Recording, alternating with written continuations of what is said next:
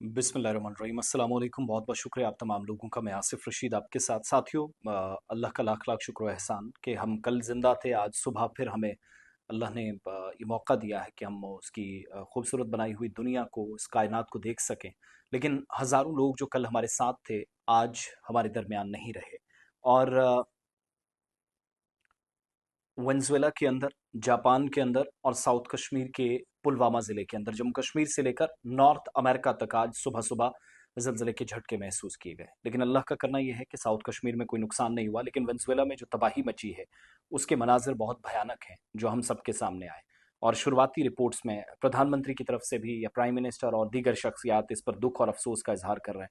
मुतअद्दिद reports हैं, लेकिन क़यामत ख़ेज़ ज़लज़ला जब आया है, तो इसमें हलाकतों का काफ़ी ज़्यादा तज़किरा हो रहा है, काफ़ी ख़दशात हैं। तालीमी इदारे बंद करने पड़े हैं, इमरजेंसी नाफिज की गई है, एयरपोर्ट्स बंद कर दिए गए हैं। और जो तबाही के होलनाक मनाजिर हैं वो बताते हैं कि 20 प्लस बड़ी इमारतें, जो 15-15, 20-20 मंजिला इमारतें थी, वो मुनहदम हुई हैं और हलाकतों का खदशा बढ़ रहा है। रॉयटर्स की रिपोर्ट जो इस वक्त मैं पढ़ रहा हूँ, वो 10,000 प्लस हलाकतें बता रही है, ओवर 10,000। रॉयटर्स की रिपोर्ट, खबरसां इदारा रॉयटर्स जो कंफर्म कर रहा है।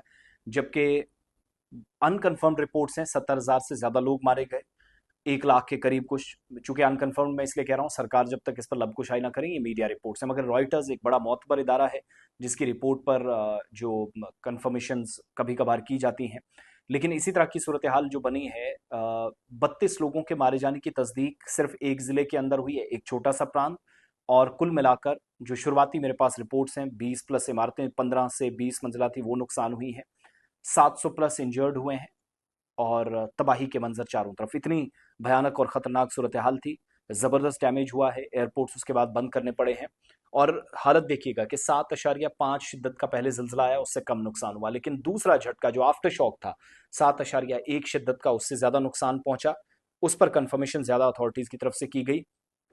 और जो इस वक्त मैं वेनेजुएला के मकामी मीडिया की रिपोर्ट्स भी देख रहा हूँ, कराकस का जो उनकी नेशनल कैपिटल है, वहां भारी तबाही मची है, मुतअद्दिद इमारतें यहाँ मुनहदम हुई हैं कयामत के जल्जले में। अब मैं ट्रंप की तरफ से देख रहा था वो क्या करेंगे। तेल उन्हें चाहिए था, सदर मदुरो को उठा लाए थे, वहां के लोग नहीं चाहिए थे। तो उसके बाद कोई स्टेटमेंट्स हैं, खुद वर्किंग प्रेसिडेंट कहलाते हैं।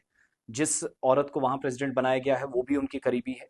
अमरीकी सदर इसमें क्या कर रहे हैं, ये अंदाजा लगा पाना बहुत मुश्किल है, लेकिन मुतासरीन बहुत बड़ी तादाद है। अमेरिका का जियोलॉजिकल डिपार्टमेंट, जिसके मुताबिक पहले जिलजिले की शिद्दत 7.1 थी, इसका मरकज कराकस से तकरीबन 168 किलोमीटर, जो 104 मील टोटल बनता है, मगरिब में मुल्क के कैरेबियन साहिल के करीब मोरून का इलाका है, वहां था। और गहराई इसकी तकरीबन 22 किलोमीटर थी। इसके अलावा तकरीबन थोड़ी देर के बाद एक और ताकतवर जिल्जा है, जो सदी का सबसे खतरनाक जिल्जा माना जा रहा है। 7.5 शिद्दत इसकी थी, गहराई 10 किलोमीटर बताई जा रही है, और इसका मरकज मोरून का जुनूबी हिस्सा 16 किलोमीटर दूरी पर था। वेनेजुएला में एक सदी से ज्यादा अरसे से आने वाला जल्जला, जो ज्यादा ताकतवर जल्जला है, तबाहकुन सूरत हाल बनी है। शाम 6 बजे के करीब जल्जले के झटके महसूस किए गए। इस कदर शदीद थे कि दहशत का माहौल है, बड़ी तादाद में लोग अभी भी बाहर हैं। इमदादी कार्रवाइयां जारी हैं, भारत समेत मुतअद्दिद ममालिक ने अपनी कोशिशें फाल कर दी हैं, अपनी टीमों को ज़रूरत पड़ने पर भेजा जा रहा है, और वज़ीर आज़म की जानिब से हर तरह की मदद भारत की तरफ से दी जाएगी, इसका यकीन भी दिलाया गया। सो इस वक्त मैं फिर से जो रिपोर्ट्स देख पा रहा हूँ, 32 लोगों की अभी तक सरकारी तौर पर तस्दीक कर दी गई। 700 से ज्यादा बिल्डिंग्स तबाह हुई हैं, हजारों लोग मुतासिर हुए हैं। और इतनी ही बड़ी तादाद, जितनी इमारतें और ये मलबा आप देख रहे हैं, इससे ज्यादा नुकसान का खदशा